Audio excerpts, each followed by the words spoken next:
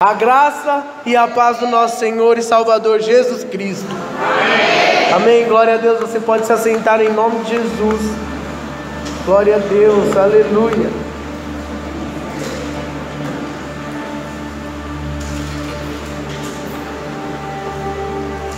Como é bom muitas vezes nos lembrar que o nosso Senhor está vivo. Nós servimos a um Deus vivo. O irmão Demi, quando no início do culto, disse algo que eu queria compartilhar com os irmãos. Que muitas vezes chega no final do ano, muitas pessoas começam a fazer alguns balanços, alguns fazem algumas retrospectivas e começam a pensar como é que foi o ano. Algumas pessoas preferem nem pensar. Nossa, o ano não foi legal. E aí as pessoas começam a criar uma expectativa pelo ano que está vindo, achando, não, o ano que vem vai ser melhor, esse ano não foi bom, mas o ano que vem vai ser melhor, eu tenho certeza que o ano novo que está por vir vai ser bem melhor. E as pessoas começam a criar expectativa quanto ao ano novo. Tem até uma música que é bem velha, que diz, eu não sei quanto tempo ela tem, mas que diz, adeus ano velho, feliz ano novo, que tudo se realize no ano que vai nascer, muito dinheiro no bolso, saúde para dar e vender. Glória a Deus, eu também quero dinheiro no bolso, saúde para dar e vender. Mas só que muitas vezes as pessoas começam a sempre só pensam na vida ou naquilo que foi o ano no final do ano. Muitas pessoas, ao fazerem essa retrospectiva que eu disse, percebem que o ano não foi tão bom. Outros acham que, graças a Deus, que está acabando o ano, vou recomeçar. Eu vou ter uma nova oportunidade. Esse ano vai ser diferente, esse ano vai ser melhor. E querem fazer com que o ano novo seja um ano, de fato, em todo sentido novo. Querem zerar o cronômetro da sua vida. Mano, eu vou esquecer de tudo. A Bíblia diz, esquecendo das coisas que para trás ficam e prosseguindo. Então eu vou esquecer de tudo. Mas eu quero dizer para você que é impossível você zerar o cronômetro. Porque quando você zera o cronômetro, é muito perigoso. Porque as dificuldades que você passou em 2017, se você zerar o seu cronômetro, você vai passar por elas de novo em 2018. Mas que as dificuldades que você passou esse ano não possam ser zeradas, mas possam ser para você um aprendizado, para que em 2018 você não precise sofrer de novo. Você fala, não, eu já sofri. Agora é tempo de se alegrar, de viver o melhor. Se o ano foi bom, se 2017 foi um ano poderoso, foi bom, nós como igreja, eu posso dizer, nosso ano foi poderoso, foi maravilhoso. Nós começamos num lugar que tinha uma coluna no meio, que era menos da metade disso, e hoje nós estamos num lugar maravilhoso, temos salas para todas as nossas crianças, Deus tem suprido todas as nossas necessidades. Toda vez que chega o dia 20, que é o dia de pagar o aluguel, que eu pago o aluguel, eu falo, Senhor, obrigado, mais um mês. O Senhor supriu as nossas necessidades, muito obrigado, Senhor. E o Senhor tem abençoado o nosso ano. Mas talvez se o seu ano não foi tão bom, você pode ter certeza disso, ele pode ser maravilhoso em 2018. Só que você não pode se esquecer de algo. Deus, Ele não quer apenas que você tenha um ano novo feliz. Deus não quer. Muitas pessoas criam expectativa, não, eu quero ter um ano novo feliz. Esse não é o desejo de Deus para a sua vida. Como assim, pastor? Deus não quer que você seja feliz? Não. Deus não quer que você tenha um ano feliz. Deus quer que você tenha uma vida feliz. Fala para o irmão do seu lado, Deus quer que você tenha uma vida feliz. Aleluia. E esse é o tema da nossa palavra de hoje. É sobre isso que eu quero compartilhar com os irmãos. Como ter uma vida feliz.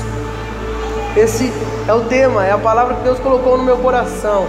Quantos querem ter uma vida feliz aqui? Dê um glória a Deus. Glória a Deus. Aleluia. Então essa palavra é para você. Ter uma vida feliz. Não viver de momentos felizes. Não viver apenas de situações onde você fica feliz. Não. Deus quer para você uma vida feliz.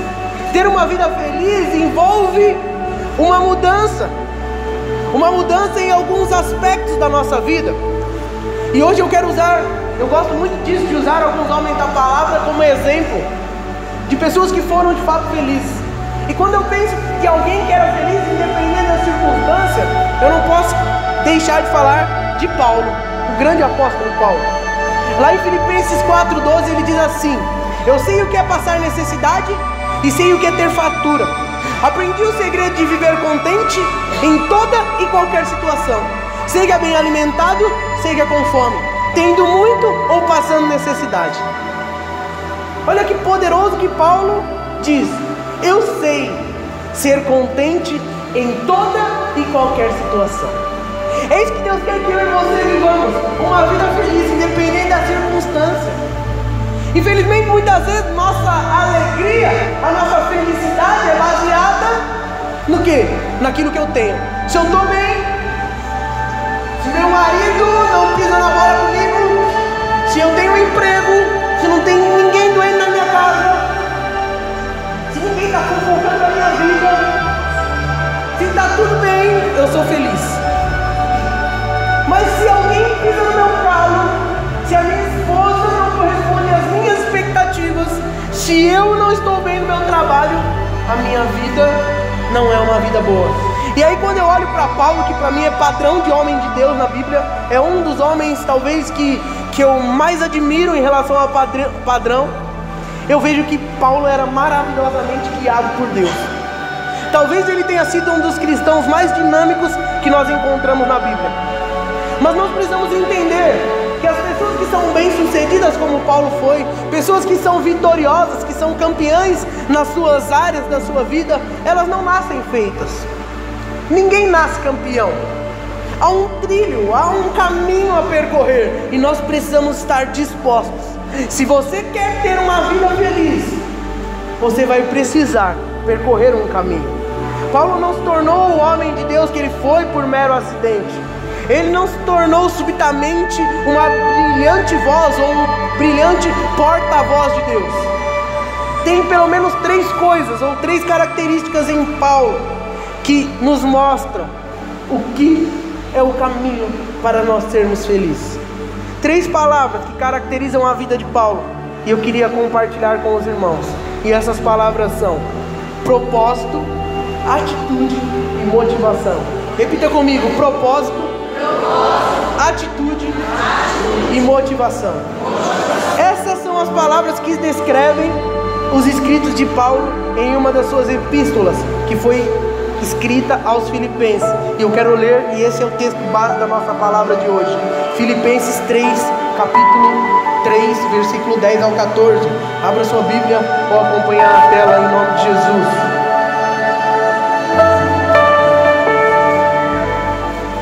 Filipenses capítulo 3, do versículo 10 ao versículo 14.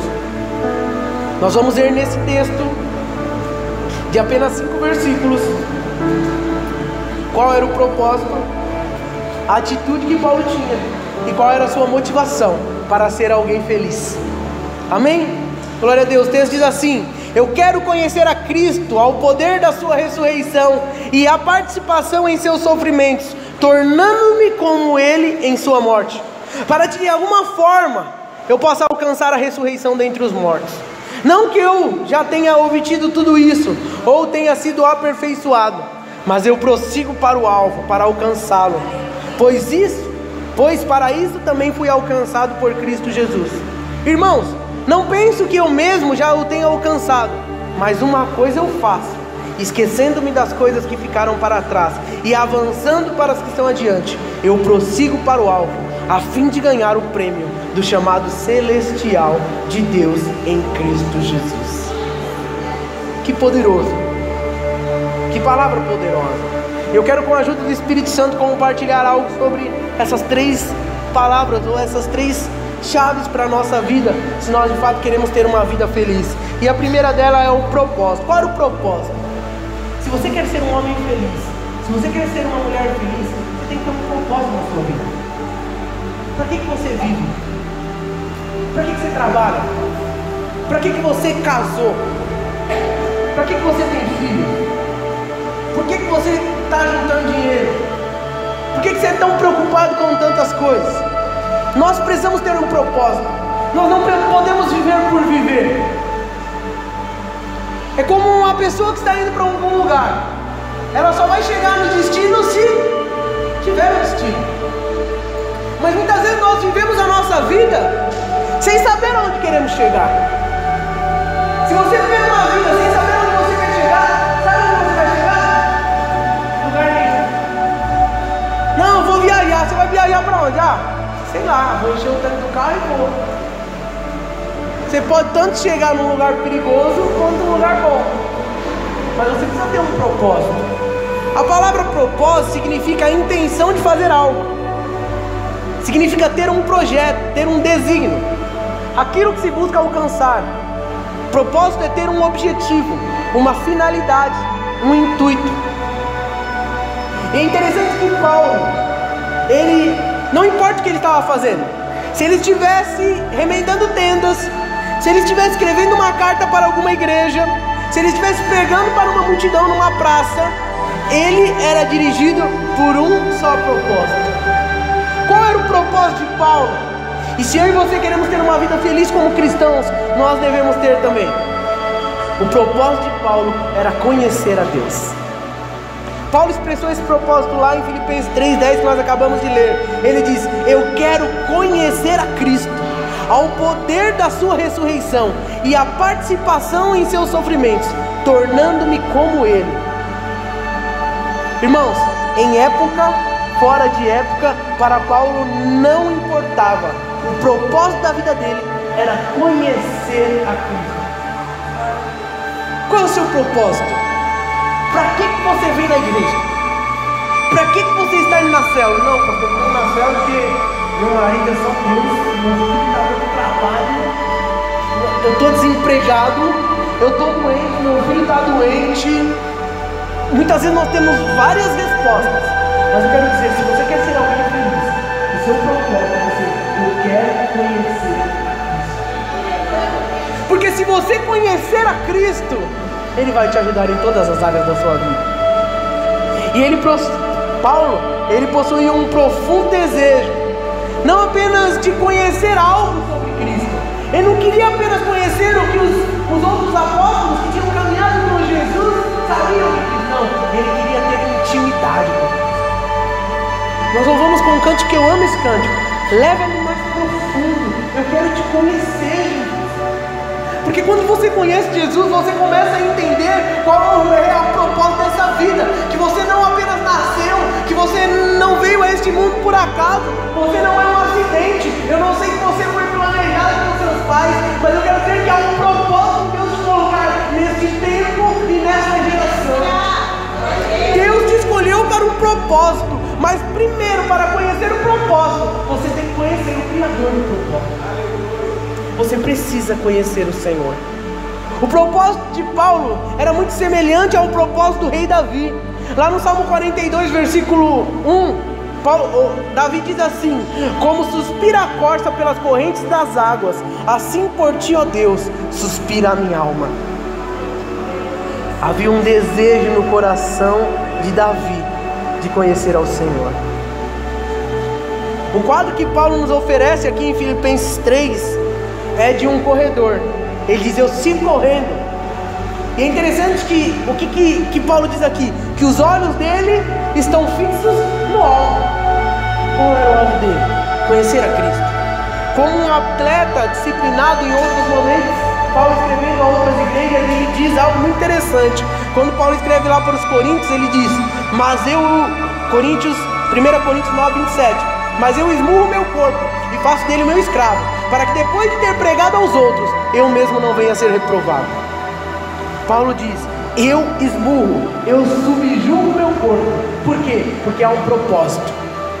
Eu vou fazer o sacrifício que for necessário. Por quê? Porque eu não estou correndo por correr.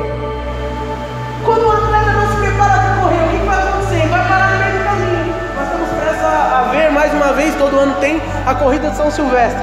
Tem um monte de gente que vai lá só para aparecer, né? Na hora da largada. Vai fantasiado, leva o negócio numa brincadeira. Mas para muitos homens e mulheres o negócio é muito sério.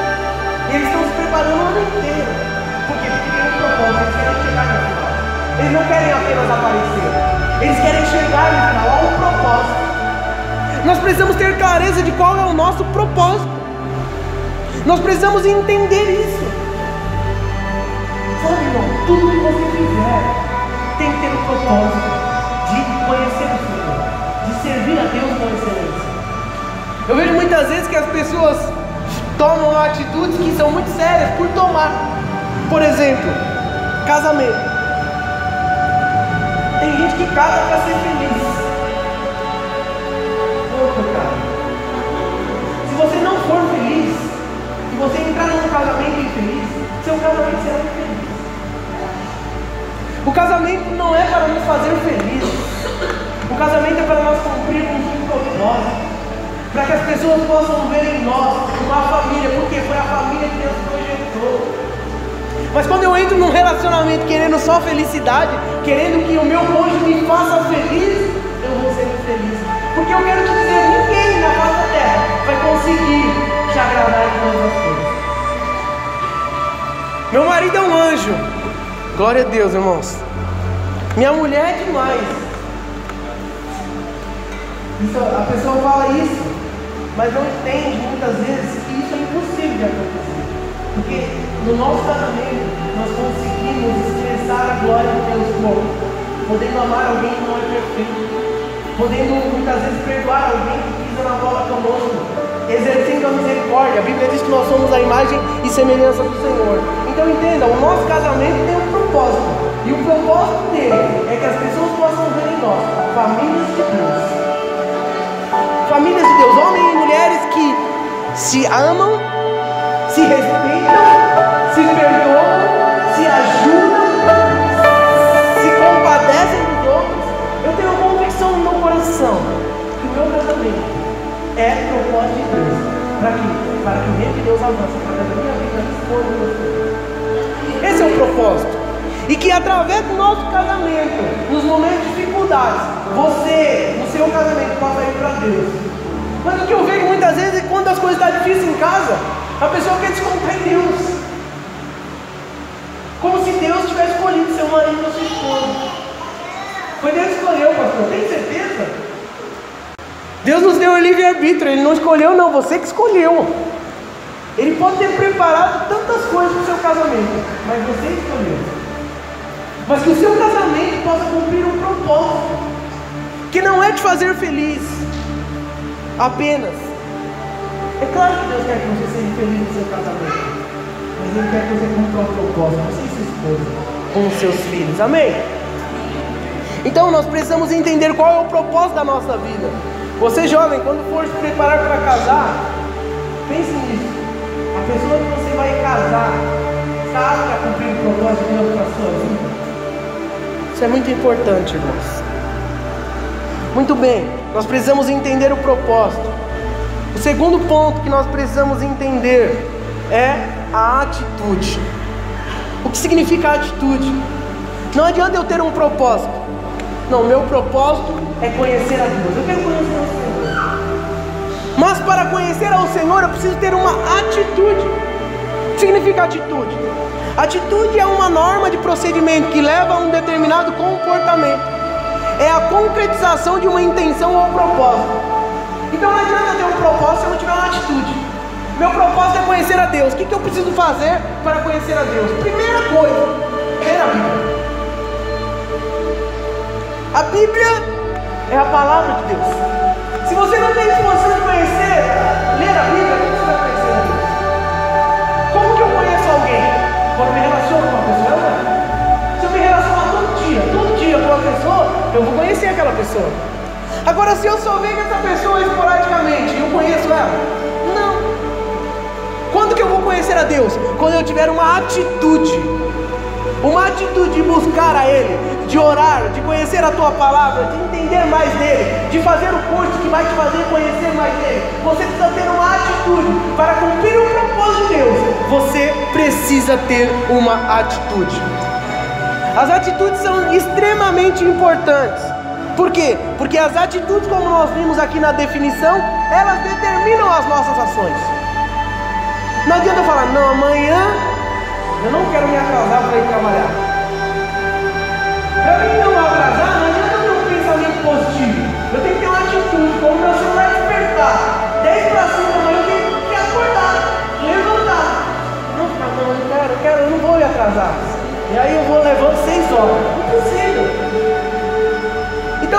precisamos ter uma atitude. O contexto aqui de Filipenses 3 expressa alguma coisa da atitude de fé do apóstolo Paulo. Olha só, observe algumas frases aqui poderosas e inspiradoras que nós encontramos aqui.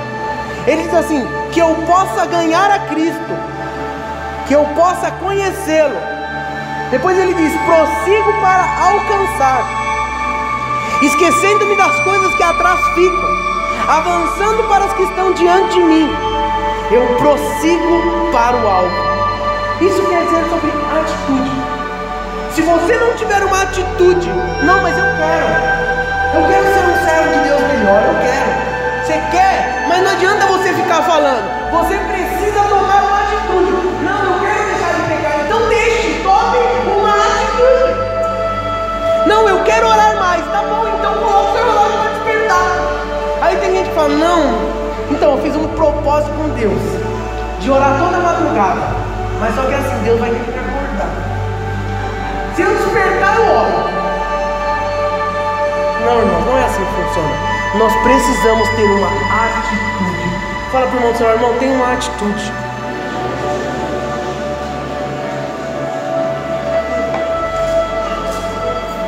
Nós precisamos ter uma atitude.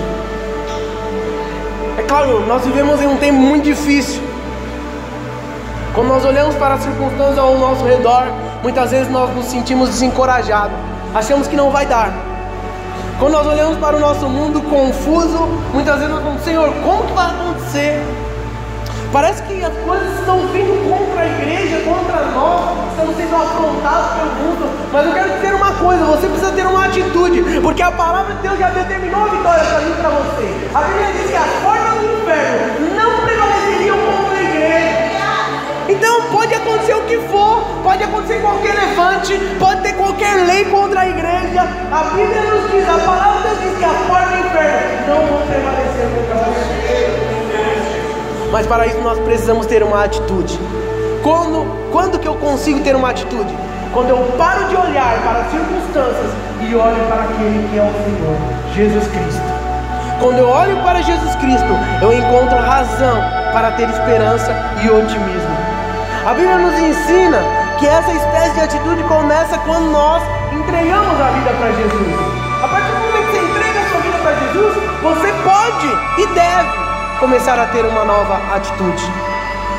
Quando eu enfrento necessidades, eu devo olhar para Deus. Eu devo entender o que Ele tem para a minha vida. Lá em Tiago, capítulo 1, versículos 5 e 6 diz assim: se alguém de vocês tem falta de sabedoria, peça a Deus, que a todos dá livremente, de boa vontade, e lhe será concedido. Peça, porém, com fé, sem duvidar, pois aquele que duvida é semelhante à onda do mar, levada e agitada pelo vento. Uma das primeiras atitudes que eu e você precisamos ter como cristão é uma atitude de fé. Acreditar que Deus pode fazer. Muitas vezes, irmão, sabe o que nós não recebemos? Nós não acreditamos. Nós oramos: Senhor, transforma, Senhor, liberta, Senhor, cura, Senhor, abre a porta. Aí você pensa: não, mas está tão difícil, né? É dezembro, ninguém arruma emprego. Não, meu Deus, né? O médico falou que vai ter que tomar remédio a vida inteira, não vai ter jeito. Ah não, nossa, minha família é assim mesmo. Isso não é atitude de alguém que quer receber algo de Deus. Você precisa ter fé. A Bíblia nos ensina lá em Tiago 1,17 que toda boa dádiva e todo dom perfeito vem de Deus, vem do alto. Então você precisa ter fé. Tenha fé, tenha uma atitude de fé. Como Paulo diz, nós devemos prosseguir para o alvo. Nós precisamos, irmãos, entender que Deus tem o melhor para nós. Mas para isso nós precisamos tomar uma atitude de fé. Quando Paulo estava numa prisão em Roma, esperando a morte, ele escreveu entusiasticamente as palavras que encontramos em Filipenses 4:4. Paulo estava preso, e aí ele escreve uma carta para os filipenses. Lá no versículo 4 do capítulo 4 ele diz: alegrem-se sempre no Senhor. Novamente direi, alegrem-se. Paulo estava preso, estava correndo risco de ser morto, e olha o que ele escreve para os crentes: sejam alegres. E aí ele fala: eu vou repetir para vocês, sejam alegres. Por quê? Paulo não vivia baseado numa circunstância, ele tinha uma atitude de fé, e ele sabia que não era a circunstância que determinava a sua atitude, era aquilo que ele cria. Será que é o que você crê que determina a sua atitude? Será que muitas vezes você diga que a circunstância vai estar muito difícil, pastor? Eu estou me sentindo sozinho, tenho uma atitude de fé. Irmãos, Paulo mexe comigo porque ele era um homem de fé. Em uma outra circunstância ele estava preso, ele e Silas. E a Bíblia diz que eles apanharam, tomaram várias chicotadas, que eles estavam com a sua pele esfolada, e eles estavam presos, acorrentados. Eles podiam ter uma atitude do quê? De questionar Deus. Ah, Deus, eu estou aqui pregando, tá? Nós estávamos pregando. Senhor, nós estávamos lá na praça fazendo aquilo que o Senhor nos mandou fazer. Olha onde nós estamos aqui. Nenhum de nós apanhamos por fazer a obra de Deus. E o pouco que você faz, muitas vezes você reclama. Paulo e Silas estavam presos por proclamar o Evangelho. Tomaram uma surra. Qual foi a atitude deles? Começaram a cantar. Eu não sei qual era a canção que eles cantaram, mas eu me pergunto: que canção poderosa! Porque enquanto Paulo e Silas estavam cantando, a Bíblia diz que aquele lugar começou a tremer. Atitude. Quando você tomar uma atitude de fé, o inferno treme. Quando você tomar uma atitude de fé, toda algema se quebra. Mas muitas vezes nós precisamos chorar de cantar a Deus. E a atitude de Paulo e Silas de cantar fez com que todas aquelas algemas se quebrassem. Irmãos, isso é poderoso, porque Deus faz o impossível. O guarda viu aquilo, todo mundo solto, falou: meu Deus, eu vou morrer e agora? Pegou uma espada e ia se matar, falou: fica tranquilo, nós só estávamos cantando. Se eu soubesse que ia soltar, eu não ia nem cantar. Mas você pode ficar tranquilo, eu não vou fugir. Eu falou: quero esse Deus. O que eu faço para ter esse Deus? Paulo falou: tem uma atitude. Creia no Senhor seu Deus e será salvo tu e tua casa. Quando nós temos uma atitude, Deus vai por nós, Deus abre as portas, Deus quebra as gemas, Deus liberta, Deus cura, Deus salva, Deus restaura. Mas para isso você precisa ter uma atitude. Pare de chorar, pare de se lamentar. Nós precisamos esquecer o nosso passado muitas vezes, esquecer o pecado, esquecer tudo que nós já confessamos e abandonar. Muitas vezes, por que você não consegue avançar? Porque você fica preso naquilo que você falhou. Ah, mas eu tive uma oportunidade, eu não fiz. Ah, mas era a minha vez e agora já passou a minha vez. Não passou, sabe por quê? Porque Deus é um Deus de oportunidade. E se Ele prometeu algo para você, você pode até falhar, mas Deus não falha. Deus não falha, Ele é perfeito, Ele é amoroso, Ele é misericordioso, Ele sempre vai te dar uma nova oportunidade. Então nós precisamos fazer como Paulo, esquecendo das coisas que para trás ficam. Eu falhei, era minha vez, eu deixei passar, mas eu vou continuar, porque o Senhor vai me dar uma nova oportunidade e eu vou vencer. Você precisa esquecer das suas falhas do passado. Só consegue vencer, só consegue viver o futuro quem não fica preso no passado. Muitas pessoas estão presas no passado e por isso não conseguem vencer. Amém, irmãos? Fala de novo para o seu irmão: irmão, tem uma atitude de fé.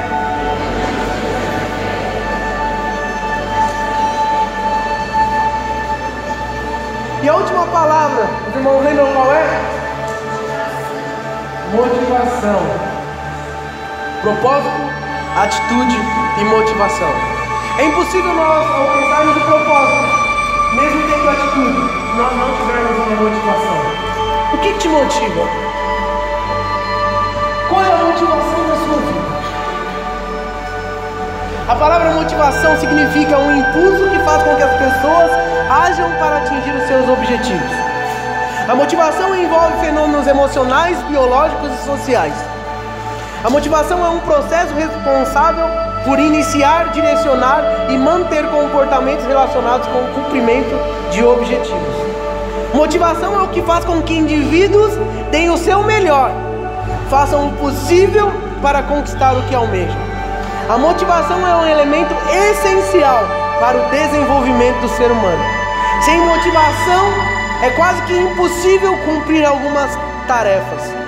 É muito importante ter motivação para estudar, para trabalhar, para fazer exercícios, para fazer algum tipo de sacrifício. A motivação pode acontecer através de uma força interior, ou seja, cada pessoa tem a capacidade de se motivar ou de se desmotivar, também chamada de automotivação. A motivação, ela pode ser intrínseca ou também pode ser extrínseca, que é aquela gerada pelo ambiente onde a pessoa vive. Nós precisamos entender, nós precisamos estar motivados. Qual é a sua motivação? Qual é o seu combustível? O que te move, o que te faz ir além? Ah não, eu faço porque eu gosto. Isso é preocupante, porque se amanhã você deixar de gostar, você não vai mais fazer. Ah, eu faço porque eu tenho talento, pastor. Não preciso nem fazer, ninguém vai me ensinar, eu faço. Mas e quando você cansar de fazer? Paulo diz aqui em Filipenses 3,14: eu prossigo para o alvo, pelo prêmio da soberana vocação de Deus em Cristo Jesus. Olha aqui o segredo, havia uma motivação em ele fazer o que ele fazia. Qual era a motivação? Ele sabia que tinha um prêmio esperando ele. Há um prêmio esperando você. Fala para o irmão do seu lado: irmão, tem um prêmio esperando. Aleluia. Oh, rebalabachai. Há um prêmio. É por isso que você pode prosseguir, porque há um prêmio te esperando. Não é porque você quer ficar rico, não é porque você quer trocar de carro, não é porque você quer comprar uma roupa nova para passar um ano novo. Essa não deve ser a sua motivação. A sua motivação em estar aqui, a sua motivação em se casar, em viver, em estudar, é porque há um alvo e nós precisamos entender. Há um prêmio para nós. A vida cristã não é um piquenique. Nós não estamos aqui numa vida de oba-oba. A vida cristã, ela requer disciplina e determinação. A expressão prossigo aqui de Paulo é uma expressão cheia de energia, cheia de vida. É claro, nós nunca podemos nos esquecer que nós somos salvos pela graça. Mas nós precisamos também não nos esquecer, precisamos nos lembrar que nós somos criados em Jesus para boas obras. Efésios 2,10 diz: porque somos criações de Deus, realizadas em Cristo Jesus, para fazermos boas obras, as quais Deus preparou de antemão para que nós a praticássemos. O verdadeiro cristianismo requer sim disciplina e determinação.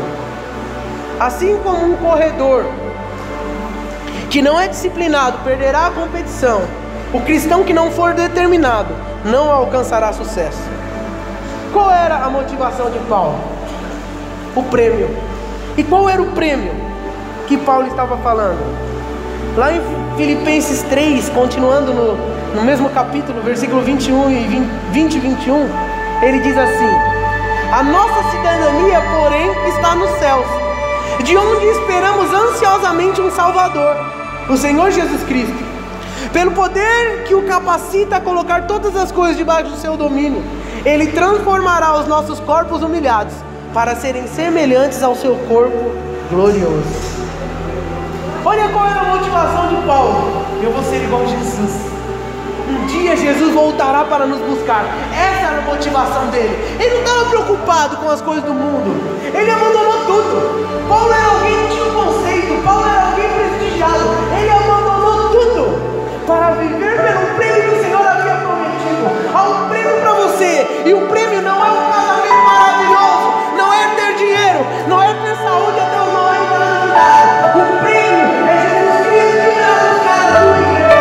Esse é o prêmio que a igreja deve ansiar. Ele vivia para isso. Ele queria isso. Qual é a sua motivação em viver para Deus?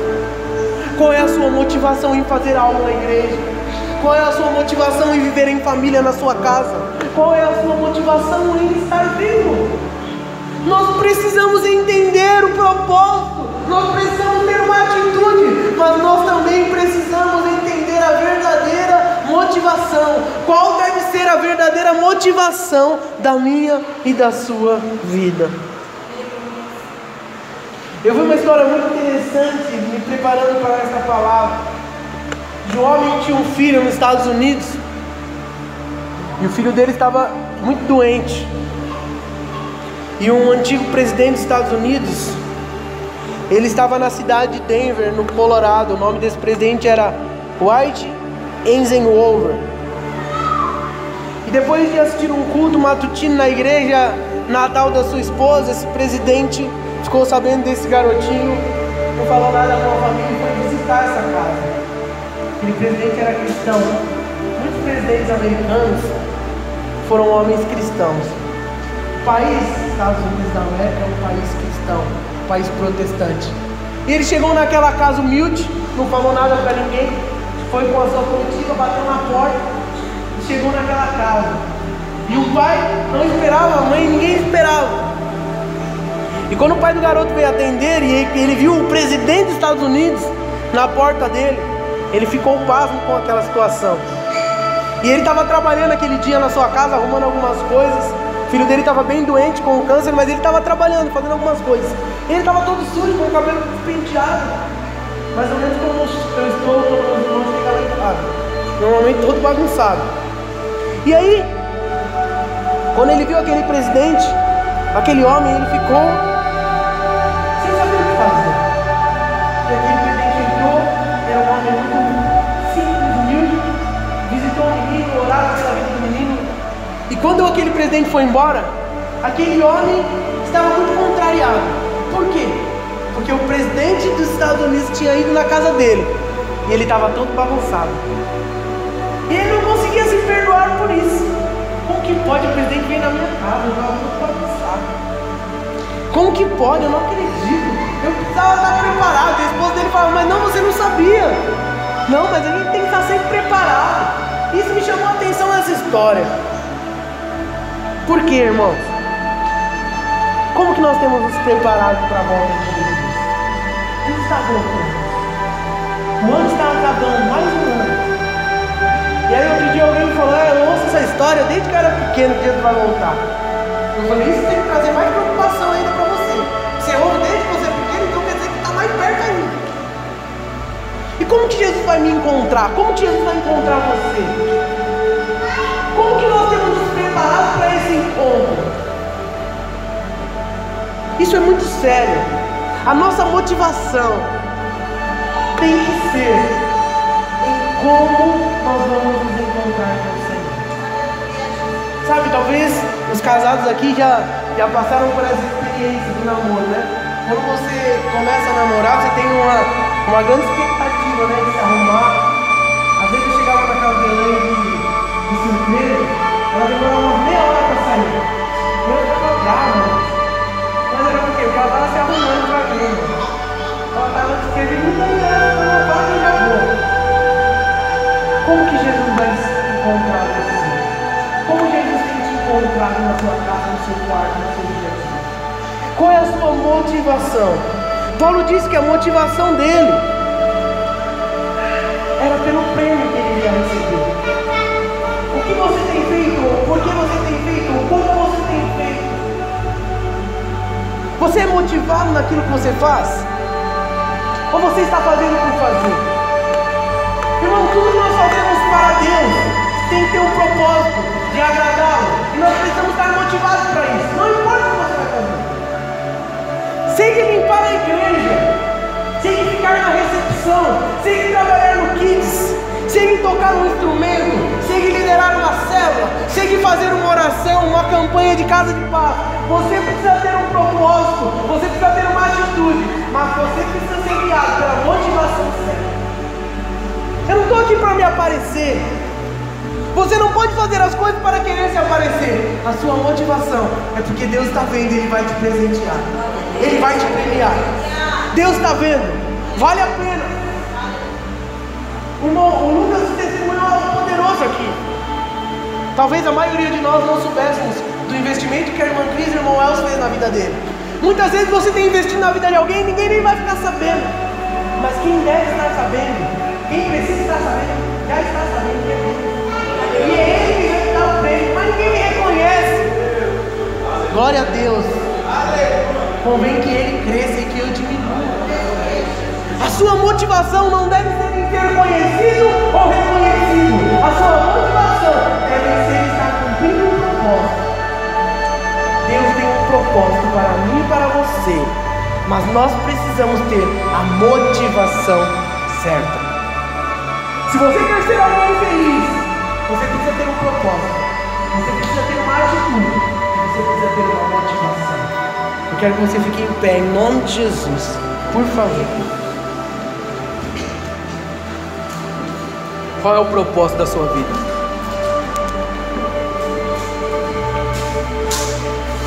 Sabe, pastor, eu estou tão desanimado. Só Deus sabe como eu vim hoje para a igreja. Sabe, pastor, eu passo mais um ano e nada acontece.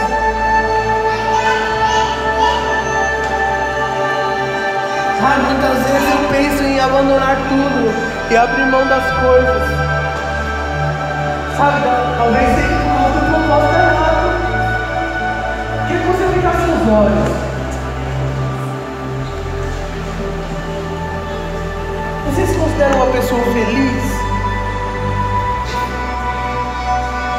Irmãos, Paulo diz algo que muitas vezes me deixa envergonhado. Quando eu leio esse texto aqui, de Filipenses 4:12, quando eu leio o que Paulo diz aqui, eu sei o que é passar necessidade, eu sei o que é ter fartura. Eu aprendi o segredo de viver contente em toda e qualquer situação, seja bem alimentado, seja com fome, tendo muito ou passando necessidade.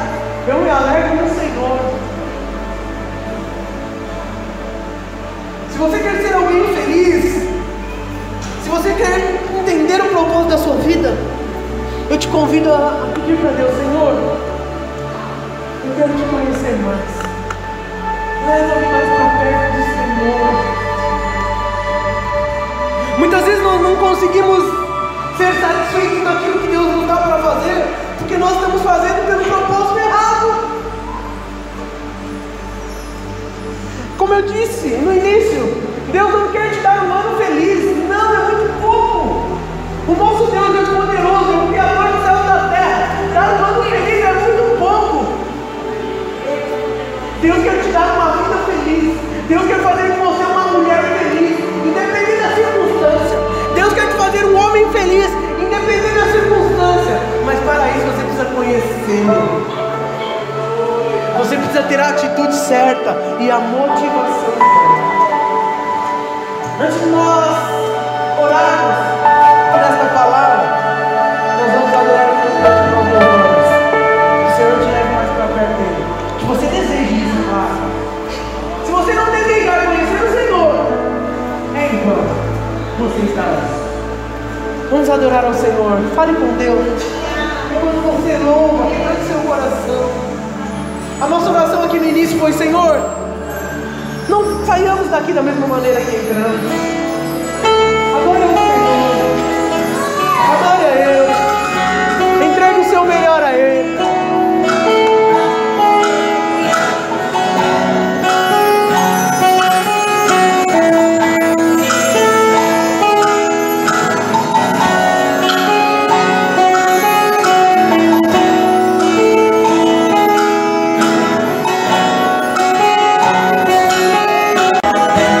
Aleluia.